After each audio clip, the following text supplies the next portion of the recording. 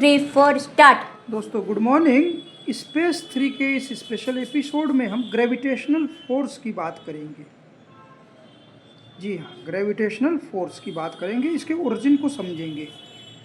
दोस्तों हमने जैसे पिछले एपिसोड में आपको बताया कि खाली स्पेस का कोई मतलब नहीं होता है। अगर उसमें मास नहीं है तो कोई बात नहीं, लेकिन अगर एनर्जी भी नहीं है तो फिर इस स्पेस को किसी तरह डिफ्रेंशिएट नहीं कर सकते हैं। तो इस स्पेस को, अंदर के स्पेस को अगर हमको डिफ्रेंशिएट करना है तो कम से कम सबसे सिंपलेस्ट वे में जो डिफ्रेंशिएट कर सकते हैं वो एक 3D हॉलो बाउंड्री बना सकते हैं। और ये 3D हॉलो बाउंड्री पे ही कुछ ना कुछ एनर्जी को हम रिसाइड कर सकते हैं। तो एनर्जी को अगर रिप्रेजेंट करना है तो 3D हॉलो बाउंड्री से रिप्रेजेंट कर सकते हैं। और ये 3D हॉलो बाउंड्री जो भी है वो कहीं ना कहीं एक फ्लैट शीट से, उसके प्रोजेक्शन से ये जो 2D शीट है इसको 3D शीट में तब्दील किया जा सकता है।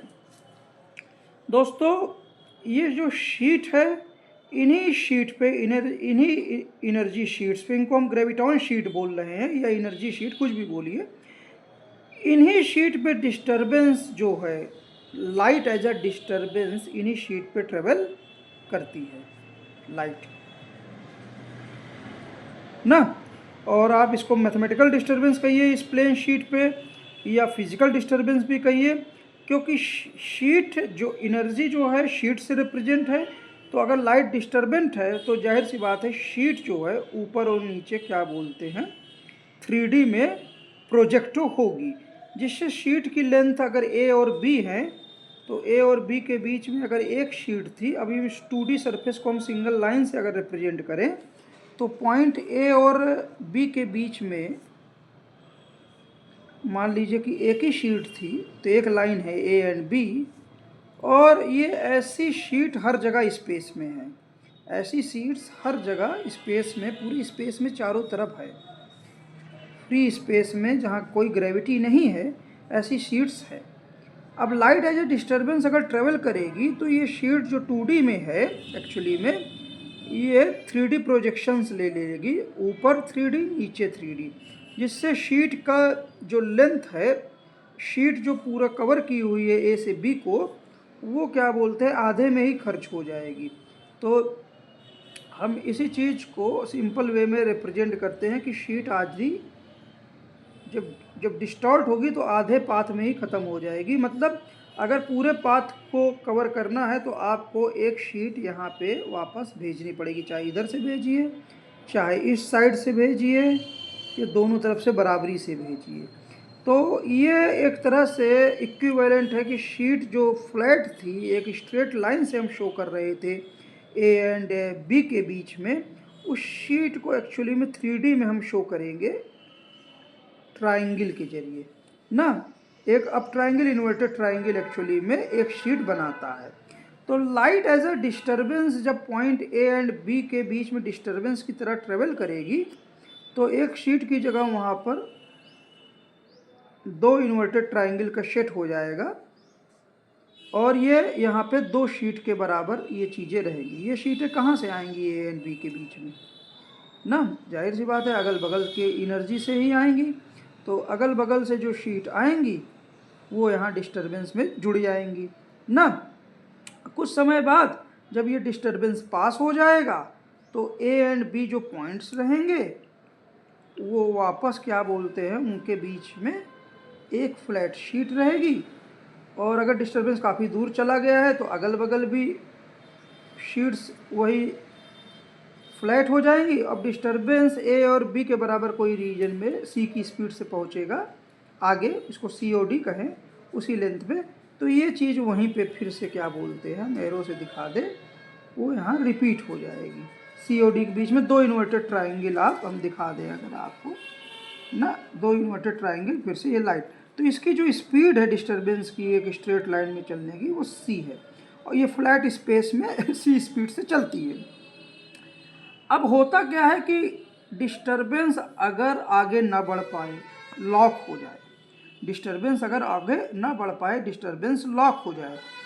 ऐसी परिस्थितियों में क्या होगा कि मान लीजिए ए एंड बी है, कैमरामैन दिखाइएगा कायदे से, रीमा जायसवाल मेरी सिस्टर, ए एंड बी है, और ये मान लीजिए कि डिस्टर्बेंस अभी किसी तरह, मान लीजिए एन नंबर ऑफ शीट्स हैं और ये डिस्टर्बेंस है ए एंड बी के बीच में, total disturbance A and B के बीच में ना, ये सी की स्पीड से चल रहा होता है। जाहिर सी बात है अगल बगल सीट फ्लैट होगी, लेकिन ये सी की स्पीड चल रहा है। लेकिन अगर क्या हो, सोचिए कि ये डिस्टर्बेंस आगे ना बढ़ पाए, डिस्टर्बेंस लॉक हो जाए, क्या हो जाए, लॉक हो जाए। तो लॉक होने का मतलब है डिस्टर्बेंस रुक जाए।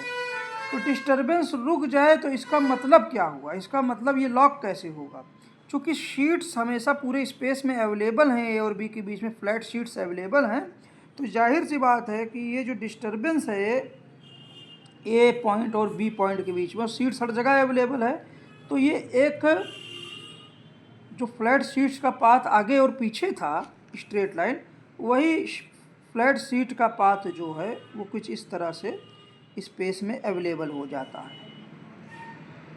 ठीक है, कुछ ऐसी कंडीशंस में तो होता क्या है कि अब ये जो डिस्टर्बेंस है एक्चुअली में ये दो चेन्स में टूट जाएगा। ये आगे जा रहा था, पहले तो आगे पूरा पूरा डिस्टर्बेंस जा रहा था, लेकिन अब एक ब्रांच इधर टूट जाएगी ना। तो कुछ समय बाद जब आप फिगर्स देखेंगे, शीट्स का अरेंजमेंट देखेंगे, तो आपको इस तरह से, हमको देखने में दिक्कत है तो उसी स्केल में शायद फिगर आपको ना ड्रा करके दिखा पाए। तो यहाँ तो फिर से शीट फ्लैट हो गई,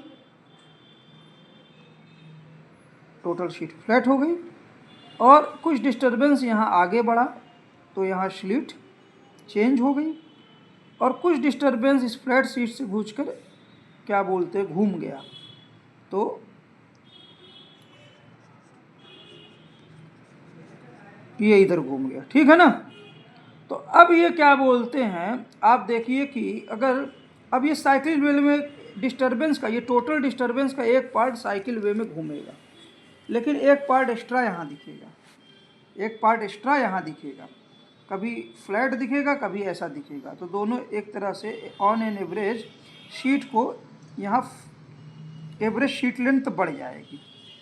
अच्छा, जब यहाँ पे पहुँचेंगे तो फिर से ये क्या बोलते हैं, ए और बी, इसको बता दे, तो ये फिर से दो, चूँकि सीट इधर भी अवेलेबल है पुराने पाथ में, तो ये जो लाइट है, अब ये डिस्टर्बेंस लाइट, ये एक्चुअली में अब इधर तो अपने पाथ पे चलेगी ही, ये साइकिल ऐसे तो चलेगा ही, यहाँ पे दो पॉइंट पे टूट गया था ना, लेकिन अब जब ये घूमेगा तो यहाँ पे भी एक्चुअली में एक पार्ट इधर भी चलेगा और एक पार्ट इधर भी चलेगा, क्योंकि शीट अवेलेबल है ना। तो अगला जो फिगर जब ड्रा करेंगे तो पता लगेगा कि अब जो एनर्जी यहाँ से यहाँ पहुँचेगी, अब टोटल एनर्जी इस यहाँ से लेकर यहाँ तक अवेलेबल है, लेकिन एक पार्ट इधर जाएगी और बाकी पार्ट घूम जाएगी। तो ये एक्चुअली में ये वाली एनर्जी एक्चुअली में अब इस तरफ दिखेगी अगले फिगर में। तो अगले फिगर में ये वाली एनर्जी इधर दिखाएंगे, मतलब ए के पहले पहुँच जाएगी, और बी वाला एनर्जी ठीक उतना ही रहेगा जो यहाँ पे है, ये यहाँ पहुँच जाएगा ए और बी के बीच में, और बी के आगे का जो पोर्शन है वो फिर से फ्लैट हो जाएगा, बी के आगे का पोर्शन फ्लैट हो जाएगा, और अब ए के पीछे वाला पोर्शन, यहाँ वाली एनर्जी एक्चुअली में एक तरह से यहाँ शिफ्ट हो गई, ये पीछे, और ये साइकिल क्या बोलते हैं, एक तरह से कंप्लीट हो जाएगा ना। ये साइकिल डिस्टर्बेंस का एक तरह से अब ये क्या बोलते हैं, कंप्लीट हो गया। तो एवरेज सेंस में देखेंगे तो डिस्टर्बेंस जो है ए एंड बी के बीच में लॉक हो गया है, तो एवरेज नंबर ऑफ सीट्स बढ़ गई हैं, लेकिन टोटल डिस्टर्बेंस जो लॉक हुआ ए एंड बी के बीच में एकदम फिक्स हो गया ना, ए एंड बी के बीच में 3D स्पेस में, इसको हम कहेंगे मास। क्या कहेंगे, मास। ठीक है, लेकिन जो इस मास के रीजन के बाहर जो डिस्टर्बेंस, कभी शीट इस तरह से दिखती है, कभी शीट इस तरह से दिखती है ना, कभी शीट इस तरह से दिखती है, कभी शीट इस तरह से दिखती है, और ये ओपन एंडेड है ना। तो ये एक्चुअली में फील्ड बनाती है। क्या बनाती है, फील्ड। तो जब भी कोई डिस्टर्बेंस एक्चुअली में लॉक होगा मास के रूप में, तो जो भी टोटल शीट्स एक्स्ट्रा शीट्स हैं वो मास में तो लॉक होंगी, लेकिन ऑन एन एवरेज कुछ शीट्स फील्ड बना लेंगी, कुछ शीट्स फील्ड बना लेंगी। तो मास में तो लॉक हो गई, ये टोटल जो भी डिस्टर्बेंस ट्रेवल कर रहा है, लेकिन एक तरफ ये ए एंड बी के बीच में जो 3D में लॉक हुआ है वो तो ठीक है, लेकिन कुछ शीट एक्चुअली में फील्ड बना लेगा। ठीक है, समझ रहे हो कैमरामैन?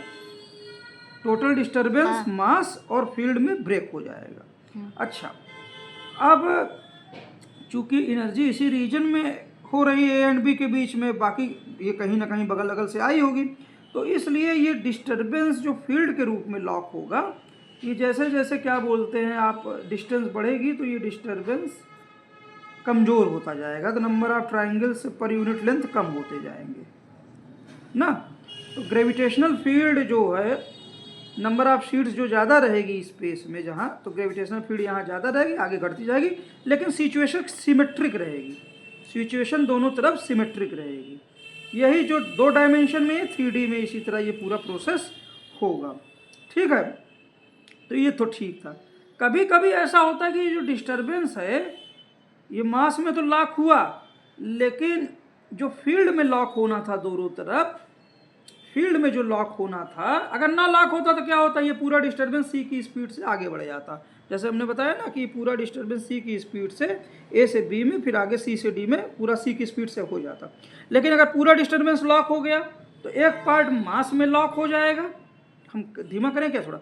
अगर थोड़ा डिस्टर्बेंस है, अगर सी की स्पीड से डिस्टर्बेंस लॉक नहीं है तो सी की स्पीड से चलता, बाकी सारी चीज़ें उसी तरह से हो जाती परमानेंटली। लेकिन अगर डिस्टर्बेंस क्या बोलते हैं लॉक हो जाएंगे परमानेंटली, तो एक पोर्शन तो मास के रूप में लॉक हो जाएगा, बाकी पोर्शन एक्चुअली में सिमेट्रिक वे में फील्ड की ओर ये दोनों तरफ लॉक हो जाएगा।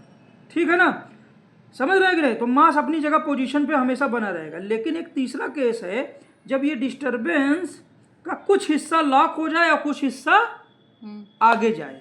ऐसी कंडीशन में क्या होगा, जो पोर्शन लॉक होगा वो मास बनाएगा और मास के करस्पॉन्डिंग उसके दोनों तरफ फील्ड बनाएगा। लेकिन इस डिस्टर्बेंस का जो पोर्शन मास और फील्ड के अलावा है, मास और फील्ड के अलावा, एक्चुअली में मास और फील्ड में जब पूरा लॉक हो जाएगा तब कोई दिक्कत नहीं है। लेकिन अगर डिस्टर्बेंस मास और ग्रेविटेशनल फील्ड में लॉक होने के साथ साथ कुछ डिस्टर्बेंस ट्रेवल कर रहा है, कुछ डिस्टर्बेंस आगे की ओर ट्रेवल कर रहा है, कि मानो कि लॉक हुआ ही नहीं है, तो ऐसी स्थिति में आप क्या पाएंगे कि एक्स्ट्रा डिस्टर्बेंस जो रहेगा, जो अभी सिमेट्रिक सिचुएशन दोनों तरफ सिमेट्री है फील्ड की, ये फील्ड की सिमेट्री ब्रेक हो जाएगी और इधर क्या बोलते हैं, इस वाले रीजन में ऑन एन एवरेज फील्ड जो एक्स्ट्रा शीट्स हैं वो इस पे पूरा ग्रेविटेशनल फील्ड्स पे सुपर इम्पोज हो जाएगी। तो एक तरह से मास के आगे जिधर लाइट ट्रेवल कर रही है उधर क्या बोलते हैं ग्रेविटेशनल फील्ड थोड़ा ज़्यादा हो जाएगी और उसके पीछे शीट्स कम रहेंगी। ये अनबैलेंस्ड सिचुएशन में क्या होगा, चूंकि साइकिल डिस्टर्बेंस हमेशा जो चल रहा है वो 2 पाथों में टूट रहा है ना, तो और चूंकि ये एक्स्ट्रा वाला इसी मास से जुड़ा हुआ है, तो ये होगा क्या कि ये चूंकि इसी मास से भी जुड़ा है और ये आगे भी बढ़ रहा है, तो कुछ समय बाद आपको पता लगेगा कि मास की एवरेज पोजीशन जो ए एंड बी के बीच में है ये शिफ्ट हो जाएगी और ये मास आपको टोटल लॉक अमाउंट वही रहेगा, लेकिन मास आपको आगे मूव कर जाएगा। पीछे जो फील्ड है वो तो दिखेगी, अब ये जो फील्ड है ये जो एक्स्ट्रा थोड़ा सा ज़्यादा है ये और आगे डिस्टर्बेंस तभी तो आगे बढ़ेगा, तो ये थोड़ा सा और आगे बढ़ जाएगा। तो एक तरह से मास और ये जो एक्स्ट्रा फील्ड है ग्रेविटेशनल फील्ड जो लॉक नहीं हुई है, ये एक्चुअली में मास को क्या देगी, काइनेटिक एनर्जी। क्या देगी, काइनेटिक एनर्जी। इस तरह से मास जो है एक वेलोसिटी v से मूव करने लगेगा। अब एनर्जी कहाँ में है, कहाँ में हो जाएगी, मास में हो जाएगी, प्लस मास की काइनेटिक एनर्जी में हो जाएगी, 2 चीज़ों में हो जाएगी, और तीसरी जो शीट्स हैं वो ग्रेविटेशनल फील्ड में रहेंगी। ये सिचुएशन हो जाएगी। तो हमने रिजल्ट कंक्लूजन क्या निकाला, कंक्लूजन ये निकालना कि अगर डिस्टर्बेंस पूरी तरह से लॉक हो जाएगा तो मास बनेगा और उसके साथ ग्रेविटेशनल फील्ड बनेगी। नंबर ऑफ सीट्स स्पेस में ऑन एवरेज मास के अगल बगल ज़्यादा हो जाएंगी। इसे कहेंगे कि स्पेस कर्व हो गया। क्योंकि कर्व कैसे हुआ था, कर्वेचर कैसे शीट पाया था, क्योंकि ऊपर नीचे 3D लाइट पास हुई तो ऊपर नीचे 3D में शीट चुरमुरा गई ना, कर्वेचर पा गई। तो यही हम ट्राइंगल से शो कर रहे हैं। जब मास सिमेट्रिक वे में लॉक होगा तो दोनों तरफ स्पेस का कर्वेचर बराबरी से कर्वेचर बढ़ेगा। पहले कर्वेचर फ्लैट था, अब कर्वेचर दोनों तरफ बराबरी से। लेकिन डिस्टर्बेंस अगर कुछ अनलॉक रहता है तो वो क्या करेगा, दोनों तरफ कर्वेचर बराबरी से नहीं बढ़ेगा। जो एक्स्ट्रा कर्वेचर दिखेगा उसके कारण मास में काइनेटिक एनर्जी आप पाओगे। तो जब भी मास, रिवर्स वे में कहते हैं, जब भी मास ऐसी सिचुएशन में हो कि दोनों तरफ जो स्पेस का कर्वेचर है वो डिफरेंट हो, मतलब ग्रेविटेशनल फील्ड का डिस्ट्रीब्यूशन डिफरेंट हो, तो वो मास हमेशा मूव करेगा, वो मास मूव करेगा। तो इसका कंक्लूजन क्या हुआ, कंक्लूजन ये हुआ कि जगह हमारे पास कम है, देखिए कहीं जगह मिल जाए थोड़ी सी, हम इसी पन्ने में दिखा दें कि सपोज हैवी मास है, हैवी मास है और हैवी मास पहले से है अपने जगह स्टेबल है, तो इसकी फील्ड यहाँ ज़्यादा होगी सिमेट्रिक वे में, फिर कम होती जाएगी। इधर भी सिमेट्रिक वे में ठीक जितनी यहाँ ज़्यादा है यहाँ ज़्यादा होगी और फिर कमज़ोर होती जाएगी ना। लेकिन जैसे ही हम कोई पॉइंट मास दूसरा, इस बड़े मास की तुलना में कोई एक दूसरा पॉइंट मास रख देंगे, छोटा मास m रख देंगे, छोटा मास m रख देंगे सपोज m, तो वो m जो रहेगा वो अपने आप को इधर देखिए, इधर अब ये जो छोटा मास था इसका भी अपना क्या बोलते हैं कर्वेचर था स्पेस का, लेकिन इसके तुलना में, बड़े मास के तुलना में छोटे मास का curvature, this is big mass, big mass के तुलना में जो छोटे मास का कर्वेचर हम नहीं ले रहे हैं। छोटे मास को बस यहाँ रख दीजिए तो वो अपने आप को बड़े मास के असिमेट्रिक कन्वेचर में पाएगा, क्योंकि बड़े मास के करीब इस मास का ये वाला सिरा, ये वाला इधर ले राइट पोर्शन, छोटे मास के राइट पोर्शन ये इसके करीब है, तो यहाँ कर्वेचर स्पेस का ज़्यादा है, नंबर ऑफ सीट्स ज़्यादा हैं। लेकिन क्या बोलते हैं, यहाँ सीट्स चूँकि डिस्टेंस ज़्यादा है तो यहाँ कर्वेचर कम है। तो सिचुएशन ठीक उसी तरह से हो जाएगी कि जैसे कोई ओरिजिनल मास हमारा था, उसके एक तरफ कर्वेचर ज़्यादा है एक तरफ कम है, तो वो आगे मूव करने लगा। अब छोटा मास जब बड़े मास के फील्ड में रखेंगे तो उसके राइट में कर्वेचर ज़्यादा है कम, और उसके इधर कर्वेचर कम है, तो ये फिर मूव आगे की ओर एक्सेलरेट होने लगेगा। ये ग्रेविटेशनल फोर्स का ओरिजिन है, ये ग्रेविटेशनल फोर्स का ओरिजिन है। तो इसलिए मास जो होता है हमेशा, मास, एक बार कैमरामैन भाग गया क्या, 2 मिनट रुक जाओ, बैठे हैं। मास हम सफाई से आपको दिखाना चाहते हैं कि मास जो होता है, यही जो आइंस्टीन साहब, यहाँ पर कर लो, हाँ आइंस्टीन साहब यही बताना चाहते हैं, आइंस्टीन साहब या फेमन साहब या सभी साइंटिस्ट साहब, पेंडोस साहब या लियोनार्ड सक्सिन साहब, कि मास जो होता है स्पेस, जो फ्लैट स्पेस है उसको कर्व कर देता है। हमारी थ्योरी में ये कर्वेचर रियल है, ये कर्वेचर रियल है, मैथमेटिकल एंटाइटी से कहीं अधिक ये फिजिकल एंटाइटी है, और जैसे जैसे दूरी बढ़ेगी कर्वेचर घटता जाएगा। और जब भी मूविंग मास का क्या मतलब हुआ, मूविंग मास का मतलब ये होता है, अब समझ लीजिए मूविंग मास का, कि ये जो कर्वेचर स्पेस का है, अगर मास इधर मूव कर रहा है तो कर्वेचर इधर ज़्यादा है कंपेरिजन टू इधर के, और आपको ये ज़्यादा आगे कम होगा नेचुरली जो है ना। ये क्या है, moving mass, this is moving mass, this is moving mass. लेकिन इस मूविंग मास में, ये तो मूविंग मास को रिप्रेजेंट करेगा जब कर्वेचर एक तरफ कम है एक तरफ ज़्यादा है।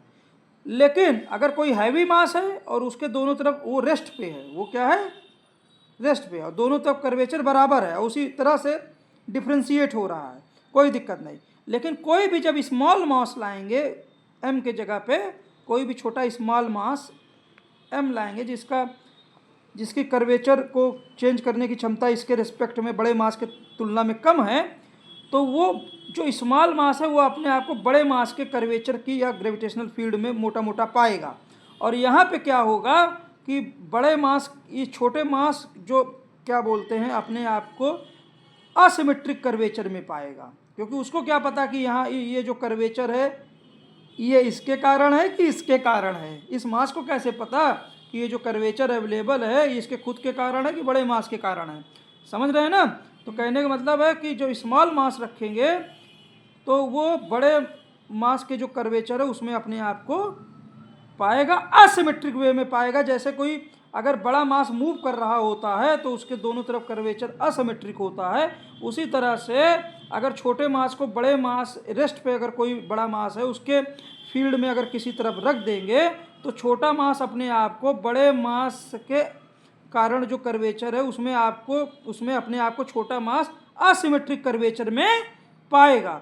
तो सिचुएशन ठीक इस तरह से हो जाएगी कि मानो बड़ा मास मूव कर रहा है, इन परिस्थितियों में छोटा मास एक्सेलरेट करने लगेगा। यही ग्रेविटेशनल फोर्स को और कर्वेचर को समझाता है। तो नेचुरली कोई भी मास हो, कहीं पे भी मास हो, कोई भी मास हो, जो इफेक्टिव कर्वेचर होगा,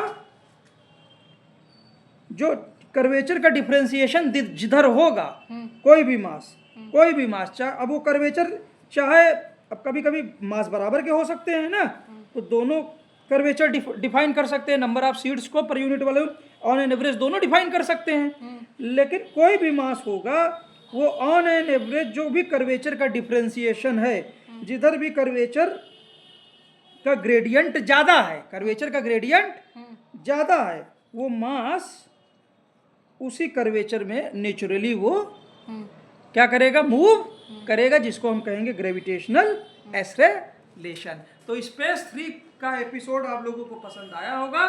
थोड़ा सा मेकअप वेकअप कर लेते हैं। मैं हूँ मनीष जायसवाल और कन्या चौरा मुट्ठीगंज प्रयागराज इलाहाबाद यूपी इंडिया से, और मेरी बहन सिस्टर रीमा जायसवाल कैमरामैन, और मैं SBTI कानपुर का पढ़ा हुआ हूँ, और प्रोफेसर विजय कुमार कटियार सर और भी जो अच्छे पृथ्वी सर याद आते हैं कभी कभी, और हमारे उपाध्याय सर भी हैं और भी सर हैं।